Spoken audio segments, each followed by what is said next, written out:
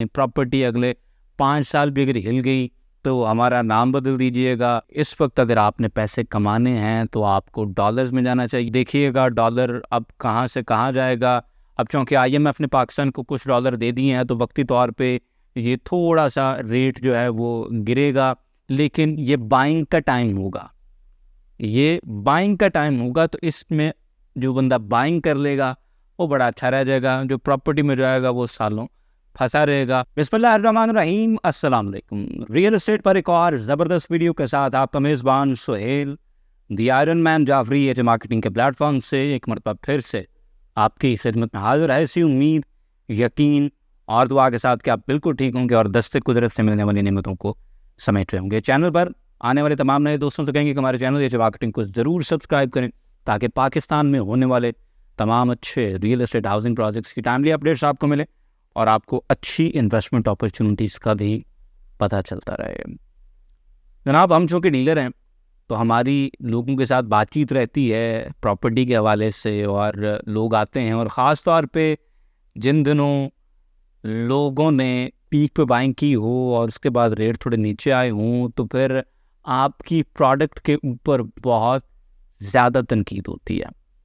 और जब लोग पैसे कमा रहे हों, जब लोगों को पैसा आ रहा हो तो फिर वो प्रोडक्ट ज़बरदस्त है, डीलर जिंदाबाद है।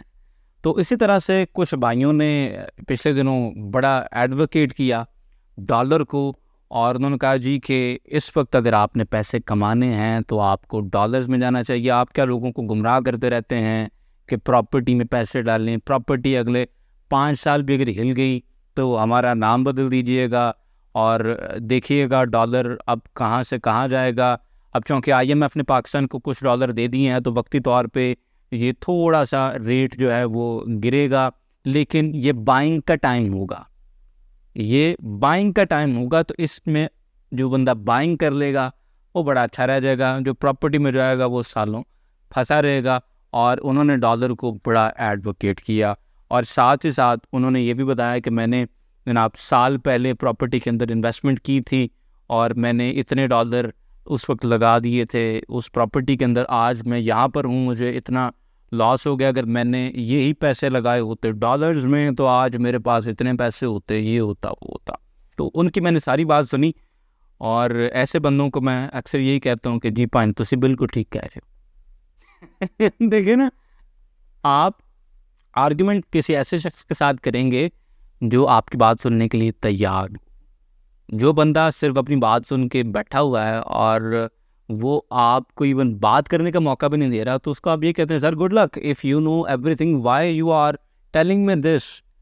आप ये सीक्रेट सबको ना बताएं, चुप रहें, अपने मज़े करो, एंजॉय करो। अब देखें, दो चीज़ें हैं डॉलर के हवाले से। पहले तो मैं आपको बताऊं कि डॉलर वैसे ही हिस्टोरिकल हाई के ऊपर है अगेंस्ट रुपी ऑलरेडी। यही काम आपने तब किया था जब प्रॉपर्टी ऑल टाइम हाई के ऊपर थी। तो ये जो ऑल टाइम हाई के ऊपर जब कोई चीज़ पहुंच जाती है उसको उस वक्त सोचना कि अब हम ये ख़रीद लें तो हमें को बड़ा फ़ायदा होगा, तो ये तो दीवाने के ख्वाब हो सकते हैं, कोई इन्वेस्टमेंट स्ट्रैटेजी नहीं हो सकती। चढ़ते सूरज को सलाम है। मुझसे नकवी ने कहा था कि वो दिलावर जो सियाह शब की शिकारी निकले वो भी चढ़ते हुए सूरज के पुजारी निकले। अगर आप सिर्फ चढ़ते हुए सूरज को देख रहे हैं और उसके पीछे भाग रहे हैं, सर वो ऑलरेडी तुलू हो चुका है, अब तो फ़ायदा नहीं होगा। अब उसके ज़्यादा चांसेस गुरूब होने के होते हैं। जब कोई चीज़ पीक पे जा रही है ना, तो अब अगर वो अपने ऑल टाइम हाईज़ को भी क्रॉस करके आगे निकल रही है तो वहाँ से उसका नीचे आना ज़्यादा लॉजिकल हो सकता है रादर दैन कि वहाँ से ऊपर जाना। एक तो ये चीज़। दूसरी चीज़ ये होती है कि आपने ना ये नहीं देखना होता कि डॉलर आज 290 का सी तो कल 300 का हो गया। आपने परसेंटेजेस में बात करनी होती है ना कि अगर 290 की चीज़ है, अगर वो 300 पे चलेगी तो what percentage of money did you and up making, कितने परसेंट बन जाते हैं ये। तो परसेंटेजेस में जब आप चीज़ों को कैलकुलेट करते हैं ना, फिर आपको समझ आती है कि ओह ये तो उतने पैसे नहीं हैं जितने मैं समझ रहा था।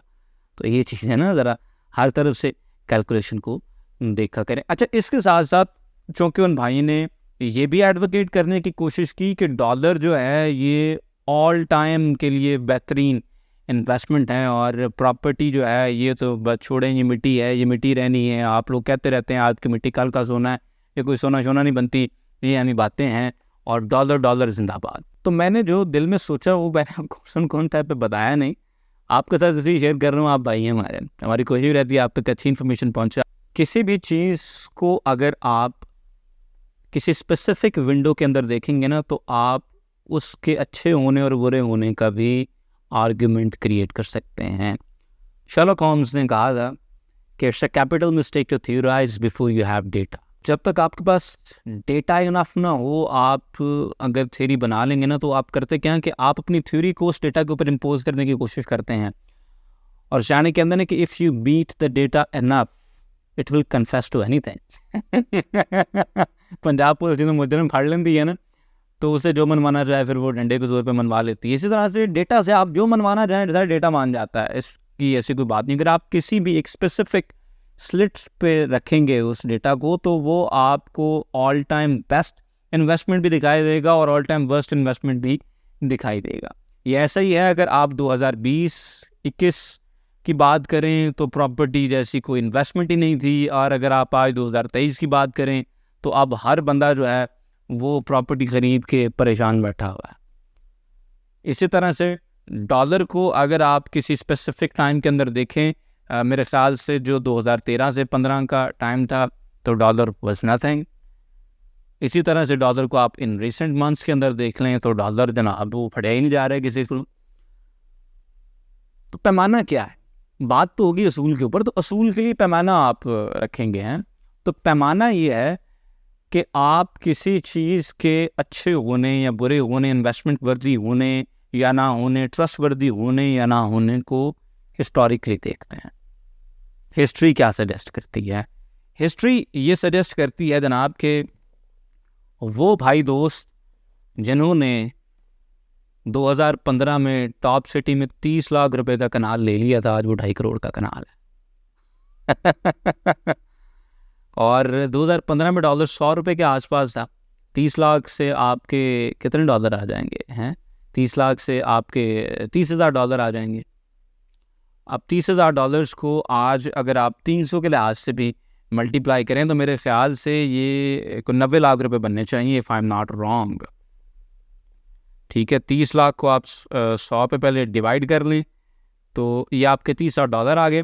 30,000 डॉलर को आप 300 से मल्टीप्लाई कर लें तो ये 9 मिलियन बनते हैं। प्लॉट सर जी वो 2.5 करोड़ रुपए का इस टाइम, टॉप सिटी का कनाल की बात कर रहा हूँ। तो ये फ़र्क होता है रियल एस्टेट की जब बात करते हैं। तो ये तो बाय द वे एक स्पेसिफिक विंडो की बात होगी, स्टिल ये शायद इट्स नॉट इनफ टाइम। अब हम बात करते हैं 20 साल के पीरियड की बात कर लेते हैं।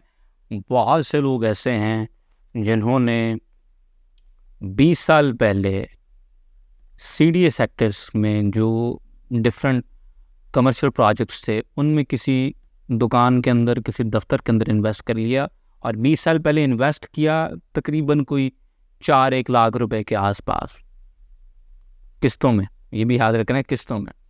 तो उस टाइम डॉलर का रेट आप लगा लें को 55 रुपए के ऊपर डॉलर था। मुशर्रफ साहब के दौर की बात हम कर रहे हैं, तो 55 से 60 के दरमियान अगर आप डॉलर का रखें, 60 भी लगा लें अगर आप डॉलर को उस टाइम पर, तो ये आप देख लें, आप डिवाइड करें पहले। रियाजी मेरा भी वीक होता जा रहा है, becoming too much dependent upon calculator. तो अगर आप 60 से डिवाइड करें तो ये तकरीबन को 7,000 डॉलर बना लें आप। अच्छा, 7,000 डॉलर को आज 20 साल बाद आप मल्टीप्लाई कर लें 300 से, तो ये आपके कोई 21 लाख रुपए बनते हैं। हाँ जी, 21 लाख रुपए, मैंने डबल चेक किया है because I could not believe my self. 21 lakh रुपए 20 साल के बाद। 20 साल पहले पैसे लाए होंगे तो आज वो 21 लाख रुपए थोड़ा बनना सी। लेकिन वो बंदे जिन्होंने 4-4, 5-5 लाख रुपए में उस टाइम पर किस्तों के ऊपर दुकानें ली हैं, सर जाओ ना तानू हुण पता लगे। सर 2.5 करोड़ रुपए की दुकानें हैं इस टाइम, 2.5 करोड़ रुपए की दुकानें, दफ्तर। और मैं CDA के उन पुराने सेक्टर्स की बात कर रहा हूँ जिनमें वो प्लाजे इतने पुराने हैं कि आपको अब कहें ना कि यार ये इतने का, तो आपने कहना नहीं यार सच्ची, तो उन्हें यकीन नहीं होना। जैसे मुझे अभी 21 लाख रुपए देख के यकीन नहीं ना आया कि वाकई 20 साल पहले अगर मैंने लादा आज सिर्फ 21 लाख रुपए पढ़ने से। तो इसी तरह से जब आप वो दुकानें देखते हैं, आप कहते हैं नहीं यार ये कैसे हो सकता है, इतने की दुकान, लेकिन सर इतने की है, इतने की है उसकी वर्थ है, उसकी वक़्त है। तो सर अगर आप हिस्टोरिकली भी देखें तो real estate eats dollars for the breakfast and deficits money. समझ रहे हैं? इससे ज़्यादा मेरे ख्याल से क्लीन अल्फाज में मैं कह नहीं सकता था। तो रियल एस्टेट का डॉलर शॉलर से कोई मुकाबला नहीं है सर, रियल एस्टेट का सोने से कोई मुकाबला नहीं है। यही सेम आप मैथमेटिक्स उठाएं, सोने पे लगा के देख लें, आपको समझ आ जाएगी कि सोना कितना एक सोना है और ज़मीन क्या है। ये चीज़ें आपके सामने हैं, आप ज़रा ख़ुद देखें, गौर किया करें और ये वक्ती तौर पे चीज़ों के पीछे ना भागा करें, ना किया करें। मुझे याद है मैंने जब बिटकॉइन के अंदर कुछ पैसे इन्वेस्ट किए, आई थिंक ये 2017 की बात होनी चाहिए, और तब 3500 पे था बिटकॉइन और मैंने इन्वेस्ट किया वो पैसे। उस टाइम बिटकॉइन में मैंने अल्हम्दुलिल्लाह क्वाड्रुपल किए थे। वो कोई 16,000 पे जब बिटकॉइन पहुंचा ना, तो तब लोगों को होश आना शुरू हुई कि यार बिटकॉइन लेना है, बिटकॉइन लेना है। वो बिटकॉइन उस टाइम पर फिर 21,000 को ऑल टाइम हाई को टच किया और उसके बाद इट बस्टेड और बड़े लोगों ने अपने पैसे कमाए। क्यों? क्योंकि उन्होंने तब उस चीज़ के पीछे भागना शुरू किया जब वो अपनी पीक के ऊपर पहुंच चुकी थी। जब किसी भी चीज़ की प्राइसेस पीक के ऊपर पहुंच जाए ना, तो तब आपको कॉशियस हो जाना चाहिए। The higher of the mountain the treacherous the path.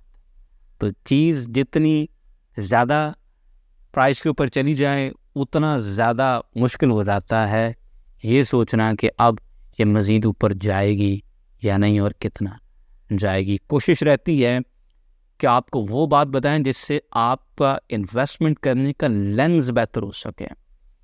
Products बेचना, सवेरे बैठिए जी आप प्रोडक्ट आ गई, ये आ गया, वो आ गया, यार ये काम नहीं है। ऑफ कोर्स डीलर हैं, माल बेचना होता है, आपको बताते भी हैं कि माल आ गया, लेकिन इन वीडियोस का मकसद ये नहीं होता कि मुझे कोई बड़े डॉलर्स आते हैं यूट्यूब से। Literally most of you guys will not even get out of the bed for the kind of money YouTube page for advertising on my video. अगर आपको शक है तो को भाई मुझे अपना अकाउंट नंबर भेजते, मैं आपको वो हर महीने भेज दिया करूँगा। आपने खुद शर्मिंदे हो जाना कि यार इन्हें जो पैसे ने। तो मकसद ये है कि आपको ये बताया जाए कि यार अगर इन्वेस्टमेंट करनी है ना तो इसके पैरामीटर्स क्या होने चाहिए। सिर्फ इस काम के लिए बैठते हैं और इसी शौक़ के साथ आपको हम पूरी ईमानदारी के साथ और पूरी कोशिश के साथ उस वक्त भी कंटेंट दे रहे होते हैं जब दूसरे बिल्कुल मज़े में बैठे होते हैं, क्योंकि उन्हें माल बिक गया होता है। आप मुझे ख़ुद बताएं कि कितने लोगों से आपने न्यू मेट्रो सिटी पवित्र खान की फ़ाइल्स ख़रीदी हैं जब टाइम था बेचने का, उनसे बड़ा माइक्रोफोन, उनसे बड़ा मेगाफोन किसी के पास नहीं था, उन सुनते हुए ना। और हमने आपको किस किस लिहाज से कितनी एक अपडेट्स दी हैं मेट्रो सिटी के हवाले से, लोग चले गए। इसी तरह से और बहुत सारे प्रोजेक्ट्स हैं। फैसल टाउन की बात कर लें, फैसल हिल्स की बात कर लें, कैपिटल स्मार्ट सिटी की बात कर लें, लोगों ने ढिंडोरा पीटा, आपको माल बेचा, उन बिक गया क्योंकि आप बुकिंग अवेलेबल नहीं है। सकून। हाँ, उन प्रोडक्ट्स के ऊपर वीडियोस आज भी उनकी आती होंगी जो अभी भी माल अवेलेबल है बिकने के लिए।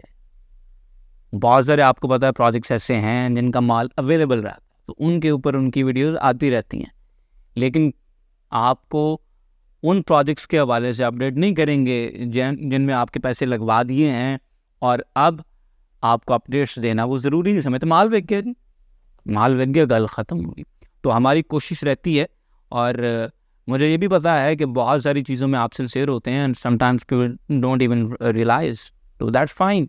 और मैं चूँकि ये काम शौक़ से करता हूँ तो शौक़ वाले काम तो बंदा किसी को एडमिरेशन मांगता फिरे, ये अच्छी गल नहीं हैगी।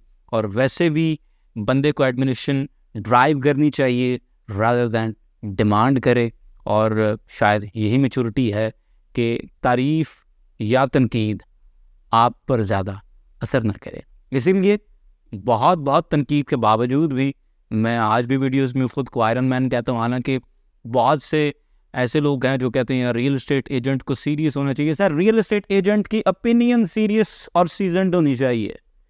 आई am allowed to have a personality.